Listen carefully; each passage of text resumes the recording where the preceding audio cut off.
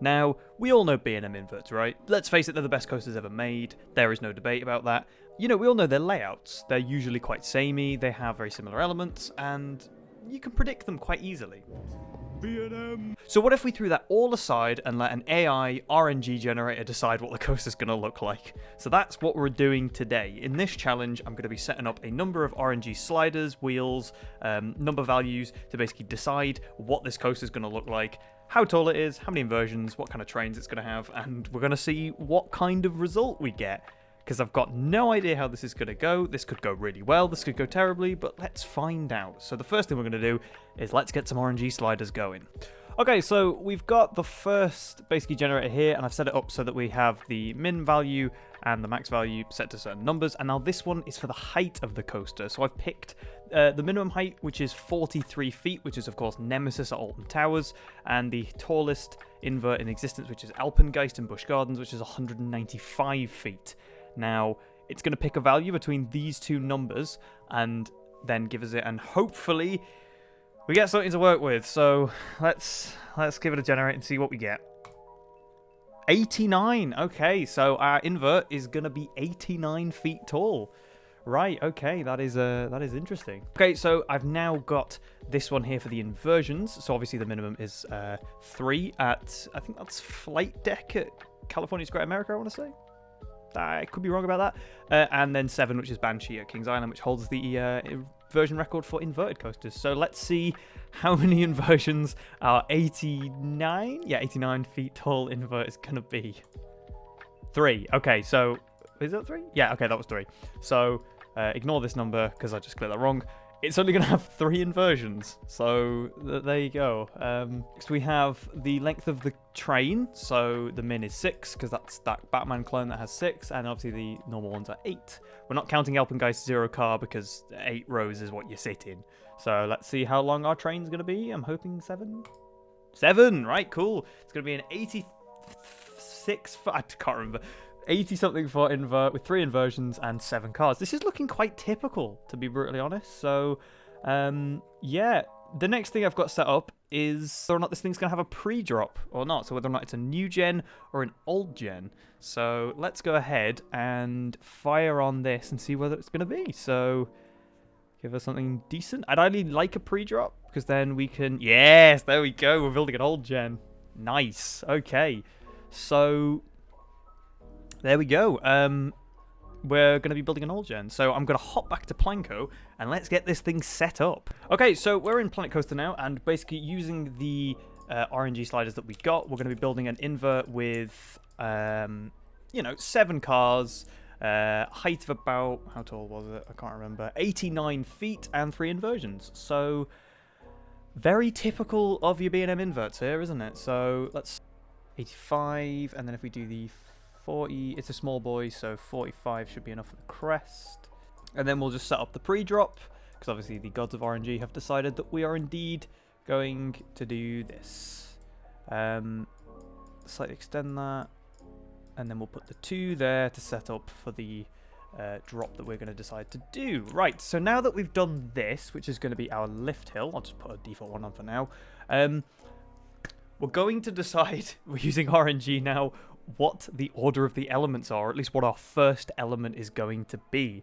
So let's go ahead and decide what that's going to be. Okay, so what I've done is I've used the same wheel of names that we did, and basically I've picked a number of typical inverted coaster elements. I'm pretty sure this is all of the ones that exist.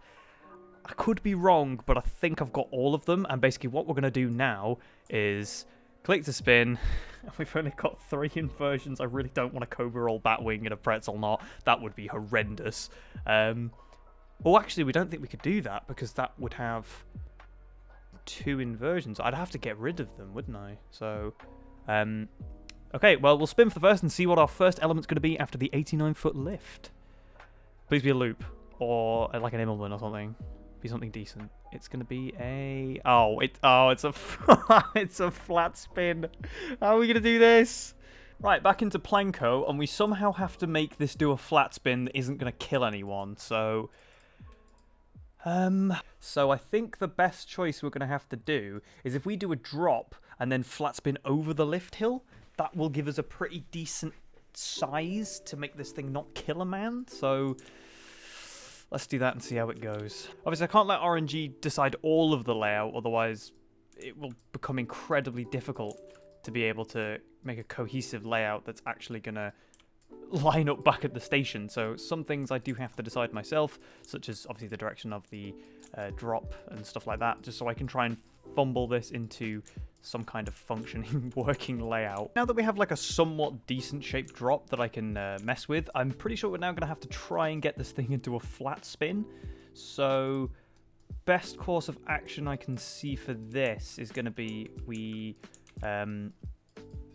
pull up quite sharply. Let me just quickly going to have to change the banking on this because it's very, very overbanked. And if we quite sharply pull up and then we snap to the right, we have to try and build a really large flat spin. So this is going to be very difficult to do indeed. And that is pretty decent.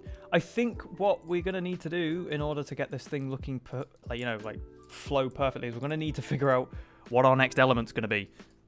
So that way I can, send the coaster the correct way in order to get us a really nice element. I'm going to raise this because this needs a lift hill spine. So let me just get a quick look at the flow of the element here. That's nice. That's actually got lots of speed to it as well, which is really nice. So let's quickly do the next element. All right, so ignore the fact that that's on corkscrew. I sort of accidentally clicked by accident. So now we're going to decide what the next element is going to be on our inverted coaster. So let's click to find out. Please be something decent that I can actually implement with not horrible flow. It's a dive loop. All right, okay, that's actually very decent. Got some ideas, so let's get in Planko and test them out. Okay, back in Planko. Station is sort of going to be in the way, so maybe we could turn the station to the left slightly so we can have some kind of cool element we could do with it. I'm not sure. I mean, we don't necessarily have to go straight into the dive loop. We could do a turn. So if we did like a cool sort of top-down helix. Yes, actually, I really do want to do that. So if we do a... don't really want to keep doing... Yeah, let's go left. So if we then snap left here. This is a very strange layout, but again, obviously we're not picking the elements here. We're just trying to piece them together in a somewhat decent looking way. Otherwise, we're going to have a couple of issues. It's the sit-down ones where they like snap out and then snap back in again. And it creates a really cool transition. So if we then super tightly whip inwards. And then again, obviously I'm going to try and shape it as much as I can. Like a flat spin. Okay, and now that we've done our dive loop, I'm getting Carajo vibes, the Infinity Coaster. Despite the fact this is a B&M Invert. 5. 5 is not good. 5 is really not very good in terms of overall G-force experience. That's not the program either. We don't really want to see 5s. 5s are not good. Compact, which is nice. If we fire the station this way, I suppose we could do the station over here if we just have a long curve to get him out of the way. That could be possible. But I think it's now time for us to check our next element. Okay, so the third and final element of our 89-foot RNG invert is going to be... Please not a Cobra roll, because I don't think that's going to be possible. A loop or an inline roll would be really nice. It's another flat spin. Oh, this thing's got 2 flat spins. Yeah, so I think as an idea, we need to fix the station, because if we can get this station in the correct place, then we're going to be absolutely sorted. So if we make a nice turn here, fire it sort of here. I actually wasn't paying attention to whether or not that was clearance. Well done. The whole point of testing the ride, and you didn't check the thing you wanted to check. I'm going to actually this doesn't look great shaping wise, so I'm just going to pull it up off the ground a bit more. I think a custom station would be a great idea, so I quickly just need to figure out how long the station needs to be in pieces, so I'll probably just cut this out. Okay, for the sake of me just having to test this, and we have to do this very cursed little station setup, but I have the brake run and turn sort of things lined up for where we're going to put the custom station in, and then we can just design the whole thing after that. So basically I've done it so that we're going to be ending up here, so we now just need to figure out how we're going to get over there. Okay, so we're going to do this sort of right hand turn quite steep out of the ground, as that will create a really cool, I think, shaped element as this thing comes flying out of the ground straight into a turn. Wow, that has a lot of speed. That's really nice. So let's get that. Game's already too loud. Let's get that turn down, please. So if we want to go into another flat spin now, we probably want to aim to do it about... So if we do a... Already, I've spotted a really cool idea. That needs to turn less. But if we have it do this turn, and then just at the end of this turn, it really quickly snaps to the right. I need to not make that look really bad. So if we really quickly snap that. Very strange layout this, so we can't give it a normal ending, that's for sure. I'm taking sort of inspiration from Nemesis's stall turn here. I don't really know why, because I just need something to fill in this sort of dead area on the ride. This is getting somewhat cursed now, but hey, we are doing our best to create something that is reminiscent of a B&M Invert. But he does indeed make it. I would say that's pretty goddamn successful. So, with the speed and the thing we have, I think that's a pretty good result. So what I'm going to do now is that we've pretty much finished the layout, is I'm going to quickly move over to time-lapse mode. I have really done that wrong. An overview of the challenge video. So I will see you guys in time-lapse mode.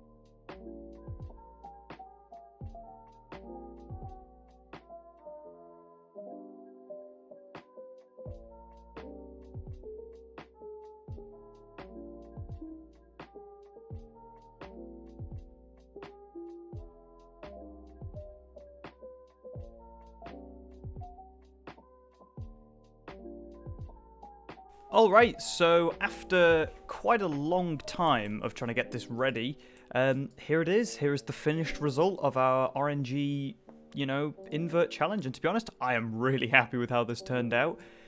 Not so much about the layout.